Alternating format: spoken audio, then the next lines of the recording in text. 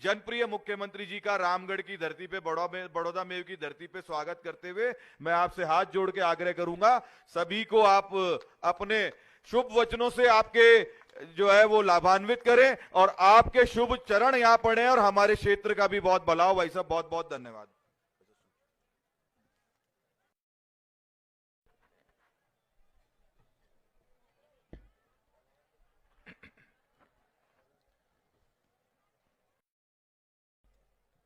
बोलिए भारत माता की, भारत माता की, भारत माता की। बोलिए भर्तरी बाबा की। अरे भाई भर्तरी बाबा का नारा तो बोलिए भर्तरी बाबा की। आज के इस अलवर के बड़ौदा में के इस ईआरसीपी धन्यवाद कार्यक्रम में हमारी पार्टी के वरिष्ठ नेता केंद्रीय जल शक्ति मंत्री सम्माननीय गजेंद्र सिंह जी शेखावत साहब, मेरे मंत्रिमंडल में मेरे साथी पुष्कर से विधायक भाई सुरेश यादव जी, सुरेश रावत जी, मंत्रिमंडल में मेरे साथी भाई संजय शर्मा जी,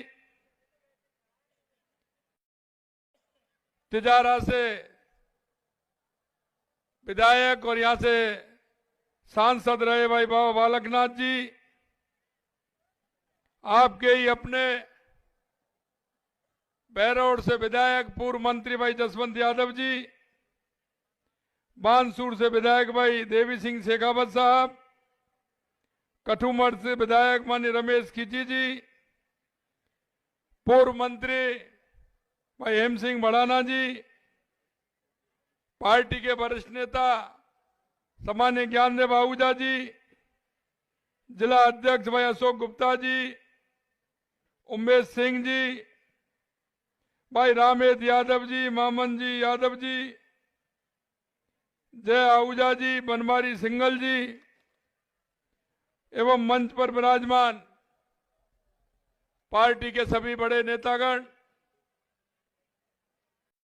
मेरे पूजा योग बुजुर्गों, नौजवान दोस्तों और इतनी बड़ी संख्या में आई मेरी माता और बहनों, आप सभी को मैं प्रणाम करता हूं, नमन करता हूं, वंदन करता हूं।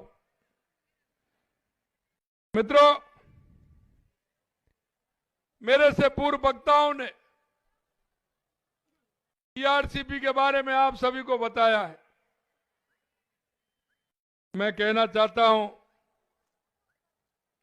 कि भारतीय जनता पार्टी की जब जब सरकार आती है,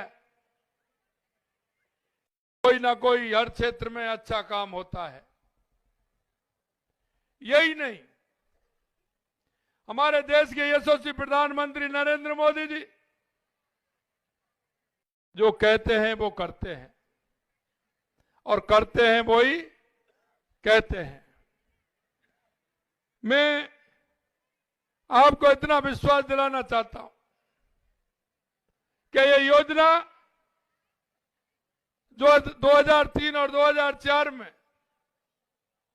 हमारे देश के यशस्वी पूर्व प्रधानमंत्री भारत रत्न माननीय अटल बिहारी वाजपेयी जी का सपना था कि नदियों से नदियों को जोड़ना है, और उस समय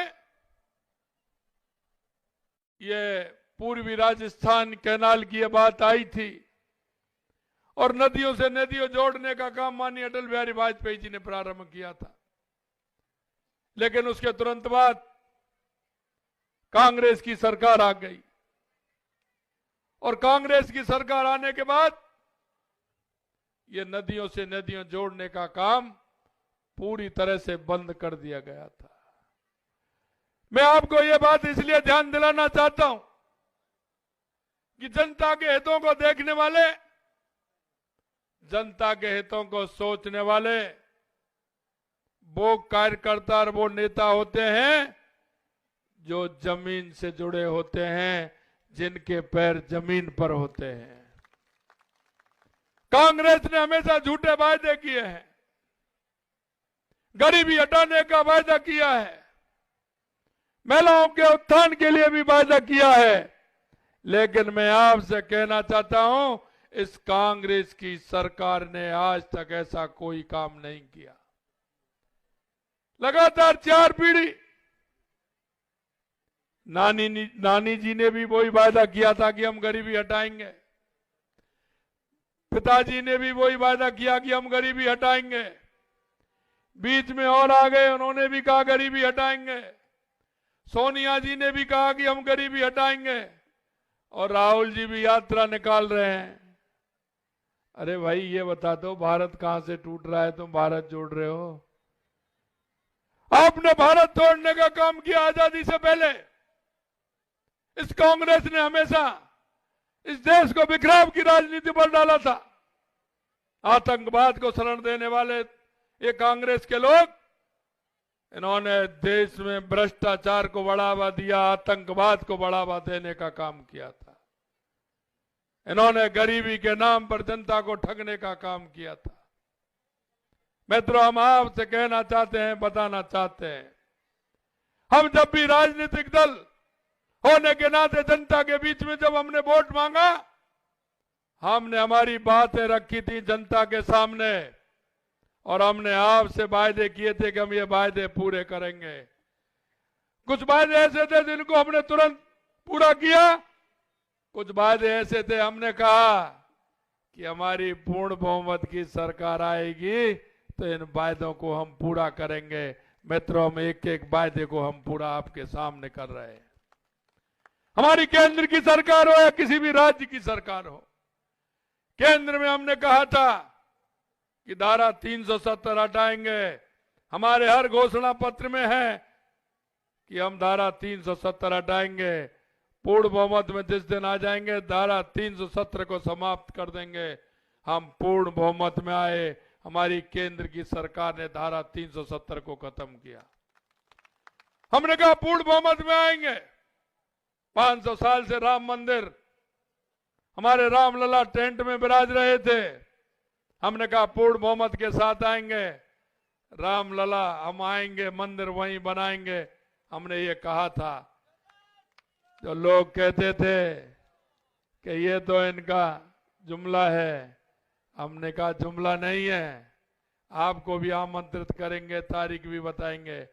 मित्रों, देश के यशस्वी प्रधानमंत्री नरेंद्र मोदी जी ने इनको तारीख भी बताई, इनको निमंत्रण भी दिया और कहा कि आइए 22 जनवरी को। और देश में जिस तरह का माहौल और अयोध्या के अंदर रामलला की प्राण प्रतिष्ठा जिस तरह से हुई, आप सभी ने देखा है। ये सारी बात मैं आपको इसलिए कहना चाह रहा हूं कि जनता का जो मोदी जी के प्रति भरोसा है, भारतीय जनता पार्टी के प्रति भरोसा है, वो हम पूरा करके रहेंगे। हमारे माननीय केंद्रीय मंत्री जी कह रहे थे, चुनाव से पहले 5 दिन का इनका दौरा था, ये राजस्थान के अंदर गए और इन्होंने कहा था कि हमारी सरकार आएगी। हम ये कांग्रेस जो जुमलेबाजी करती है, झूठ और लूट की बात करती है, हम भारतीय जनता पार्टी के कार्यकर्ता हैं, हमारे केंद्रीय मंत्री हैं। लेकिन मैं आपसे कहना चाहता हूं, आपके बीच में हमारा भारतीय जनता पार्टी का कोई कार्यकर्ता भी रहता है, अगर वो ये कहता कि मैं आपके बीच में ये काम कराऊंगा, तो भारतीय जनता पार्टी उसको भी पूरा कराती है। यह मैं आपको विश्वास दिलाता हूं। मित्रों, हम इस ईआरसीपी की योजना को जो कांग्रेस ने लटकाने का, भटकाने का काम किया था, मैं आपको बताना चाहता हूं, 2020-21 के बजट में इन्होंने घोषणा की थी, 21 और 22 के बजट में इन्होंने घोषणा की थी, 22 और 23 के बजट में इन्होंने घोषणा की थी। वर्ष 2021-22 में बजट पैरा 184 में इन्होंने घोषणा की थी कि ईआरसीपी को हम लागू करेंगे, ईआरसीपी को हम लेकर के आएंगे। इन्होंने वर्ष 2023 में पैरा 140 में कहा कि हम ईआरसीपी की योजना को पूरी करेंगे। इन्होंने यही नहीं 2023-24 में पैरा 107 में कहा कि हम ईआरसीपी की योजना को लाएंगे और उसको मूर्त रूप देंगे। मैं आपसे कहना चाहता हूं, राजस्थान में कांग्रेस की सरकार थी, मध्य प्रदेश के अंदर कांग्रेस की सरकार थी, यहां अशोक गहलोत मुख्यमंत्री थे, वहां कमलनाथ मंत्री थे। मैं कमलनाथ की भी चिट्ठी बताऊंगा आपको। कमलनाथ ने उल्टी चिट्ठी लिखी थी कि हम ईआरसी के पक्ष में नहीं है और ईआरसी को हम नहीं चाहते हैं। ये तो कांग्रेस के एक सरकार ने, यहां कांग्रेस की और वहां कांग्रेस की सरकार ने काम किया। गहलोत साहब की कोई बात उन्होंने नहीं मानी। केंद्र से माननीय गजेंद्र सिंह जी ने बार बार रिमांड कराया, पत्र लिखे, उन्होंने अधिकारियों को भी नहीं आने दिया और गहलोत साहब यह वायदा कर रहे हैं कि हम ईआरसीपी पूरी करेंगे। अरे मित्र तो ऐसे होते हैं। अरे हमारी बीजेपी की सरकार राजस्थान के अंदर आई, मध्य प्रदेश के अंदर हमारी बीजेपी की सरकार आई। हमने कहा मध्य प्रदेश के हमारे मुख्यमंत्री मोहन यादव जी से कि हमारा ईआरसीपी का है, हमारे 13 जिले ईआरसीपी से जोड़ेंगे तो अच्छा रहेगा, पीने को पानी आएगा, खेत को पानी मिलेगा। अरे बड़े दिल वाले होते हैं कि भाई साहब चिंता मत करिए, आप और गजेंद्र जी जिस दिन बुलाएंगे उस दिन मैं आ जाऊंगा। हमने उनको फोन किया, उन्होंने कहा भाई जी मैं आ रहा हूं, दिल्ली जब चलेंगे पहले मैं आपको राजस्थान जयपुर लेने आ रहा हूं, दोनों भाई साथ साथ चलेंगे दिल्ली में, इसका हम एमू करेंगे। अरे लोग होते हैं तो ऐसे होते हैं। हमारी पार्टी थी, हमारे मोहन भाई आए, जयपुर से साथ लेकर के गए और दिल्ली में जाकर के उन्होंने इस ईआरसीपी की योजना को पूरी तरह से मूर्त देने का काम किया। मित्रों मैं कहना चाहता हूं आपसे, हमारी भारतीय जनता पार्टी का जो घोषणा पत्र है, जो हमने संकल्प पत्र लिया है, संकल्प पत्र में हमने आपके बीच में जो वायदे किए हैं, हम एक एक वायदे को आपके बीच में पूरा करेंगे। माननीय गजेंद्र जी बता रहे थे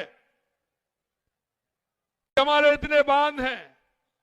मैं आपसे कहना चाहता हूं, कांग्रेस के लोग कह रहे थे विधानसभा में, कहा मेरा ये बांध नहीं है। अरे मैंने कहा भाई आपको प्रैक्टिकल जानकारी नहीं है, आपने काम नहीं किया है, आपने काम नहीं किया है। इस गांव से उस गांव के बीच में पानी इस बंद में डलेगा, दूसरे बांध में जाएगा, तो बीच का बांध कैसे रह जाएगा? आपको पता नहीं है। जब पानी जाता है तो कोई ऊपर नीचे जाता है क्या, हवा में चलता है क्या? पानी तो जमीन पर चलता है। पानी जमीन में चलता है तो जब नीचा स्थान मिलता है, जो बांध होगा उसमें तो पानी जाएगा। लेकिन कौन समझाए इनको, क्योंकि इनको यही नहीं पता है कि पानी जाएगा तो कैसे जाएगा। मैं आपको बताना चाहता हूं 126 बांध हमने लिए हैं, लेकिन किसी भी गांव का कोई बांध होगा, कोई भी खाली नजर नहीं आएगा, पानी आएगा, हर एक बांध भरेगा, यह मैं आपको विश्वास दिलाता हूं। मित्रों, कभी ये राजस्थान, पूर्वी राजस्थान, नलवर हो, भरतपुर हो, करौली, सवाई माधोपुर, धौलपुर, कभी हो, ये पानी के लिए परेशान रहता था, पानी से परेशान रहता था। 3-3, 4-4 नदियां इस क्षेत्र में आती थी, इस क्षेत्र में बहती थी। लेकिन आज ये पूर्वी राजस्थान पानी के लिए परेशान है। हम आपको विश्वास दिलाते हैं, क्योंकि मोदी जी जो कहते हैं वो करते हैं। माननीय यशस्वी प्रधानमंत्री नरेंद्र मोदी जी के नेतृत्व में हमने ये भी कहा है कि जिस योजना का माननीय मोदी जी शिलान्यास करते हैं, उसका उद्घाटन भी वो ही करते हैं, समय पर करते हैं, यही उनका काम है। आपने देखा होगा, आपका हाईवे जा रहा है पड़ोस में से, आपके बड़ौदा में होकर के हाईवे जा रहा है, कितना अच्छा हाईवे है। दिल्ली जाने के लिए कितनी परेशानी होती थी, वहां जाते थे, टनल में होकर निकलते थे, जाम लग जाता था। अब आराम से 1.5 घंटे में, यहां से अलवर से 1.5 घंटे में दिल्ली पहुंच जाते हैं। मैं आपसे कहना चाहता हूं मित्रों,